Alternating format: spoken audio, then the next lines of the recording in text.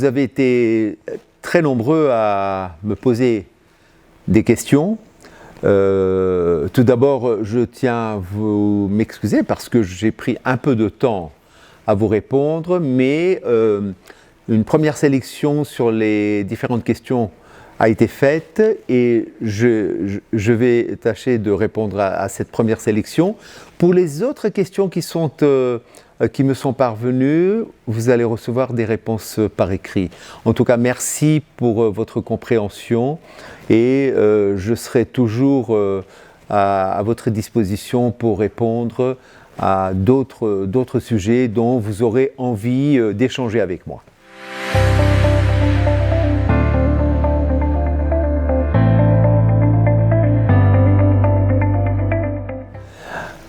Bonjour Malal, quel leader je suis tout d'abord, un leader sans une équipe n'est pas un leader. Donc j'ai une équipe qui m'entoure, une équipe de professionnels, des gens de très haut niveau, éduqués, expérimentés, professionnels, d'une part, et d'autre part, j'aime beaucoup débattre, dialoguer avant les décisions et ensuite arriver à une conclusion en étant juste, en étant bienveillant et en étant sincère. Et c'est ce leader que je suis et que j'essaye d'encore améliorer.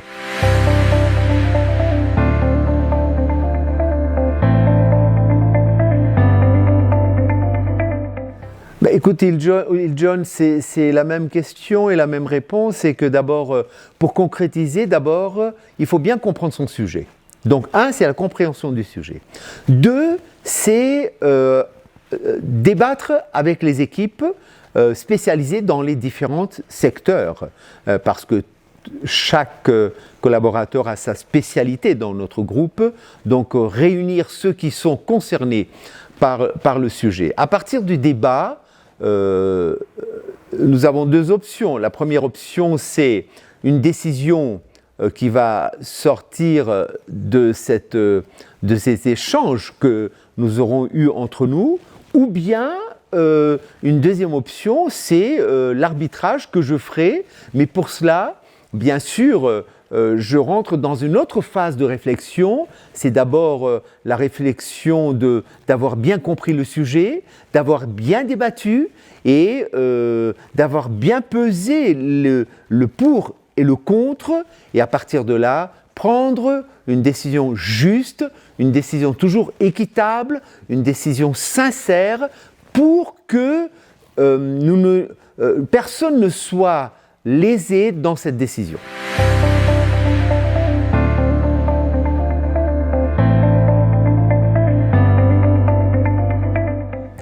Alors Johanna, plusieurs défis. D'abord, l'industrialisation est un défi qui est très important pour nous, mais pas seulement une industrialisation avec des investissements en équipement, mais aussi avec une intégration totale à partir de la matière première jusqu'au produit fini. Pourquoi ?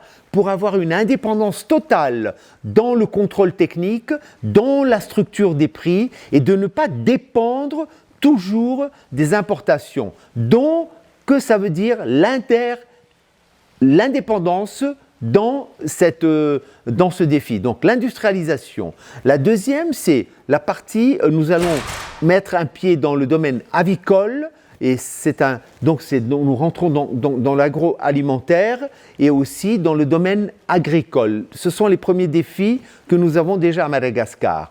Au niveau international, c'est la continuation de notre stratégie de développement dans la digitalisation, dans le broadcast. Nous sommes leader mondial dans le hardware et donc maintenant nous allons nous concentrer, aller vers le software qui nous donnera un positionnement mondial global.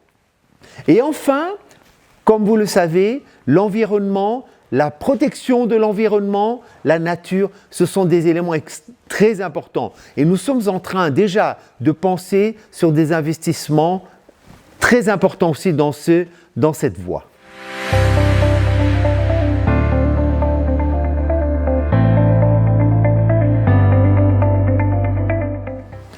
Alors Olivier, merci pour cette question. Effectivement, nous sommes en forte croissance. Pourquoi nous sommes en forte croissance?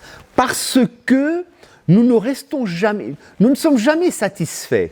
Et comme nous ne sommes pas satisfaits, nous continuons, nous investissons dans les hommes, nous investissons dans les équipements, nous investissons dans les études de marché, nous investissons dans les relations, nous investissons dans les voyages. Cela nous donne une vision globale de marché, une vision globale de nos confrères qui sont dans les mêmes métiers et qui nous donne la possibilité de nous améliorer et de nous améliorer tous les jours. Donc nous sommes dans un groupe qui n'est pas du tout un groupe statique, mais toujours en dynamique. Et les résultats sont probants parce qu'il y a des secteurs où notre croissance dépasse les 50%.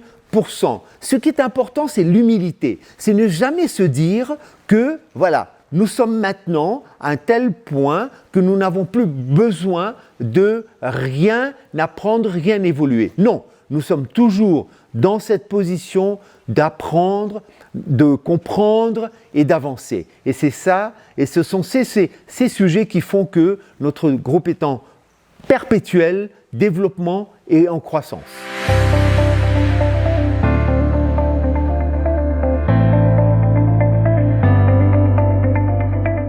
Alors, Rachid, tu vas dire peut-être que je suis en train de bluffer, mais je ne bluffe pas, je n'ai jamais de stress. Pourquoi je n'ai jamais de stress? Parce que je ne suis pas seul, parce que je suis entouré d'une équipe, je travaille avec une équipe, nous réfléchissons ensemble.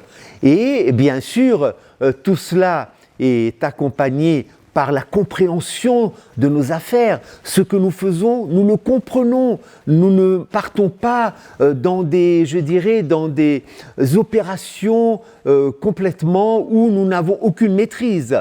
Non, nous avons la maîtrise de nos opérations, nous avons la maîtrise de notre vision, nous avons des plans, nous avons une stratégie. Et après, qu'est-ce qu'on fait ? Comment on fait pour ne pas avoir du stress ? Mais on fait attention à sa vie, c'est-à-dire qu'on fait du sport.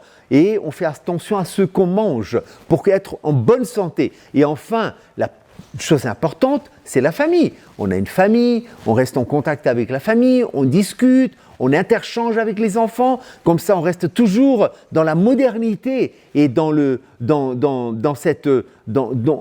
futur, parce que les jeunes aujourd'hui sont extrêmement avant-gardiste. Donc ça aussi, c'est contre le stress, pour bien comprendre comment évolue le monde. Et enfin, important, très important, c'est la vie, je dirais, la vie spirituelle. Parce que la vie spirituelle est importante pour notre santé, la santé de notre âme. Donc c'est un bon équilibre entre la santé de l'esprit, la santé de l'âme et la santé du corps.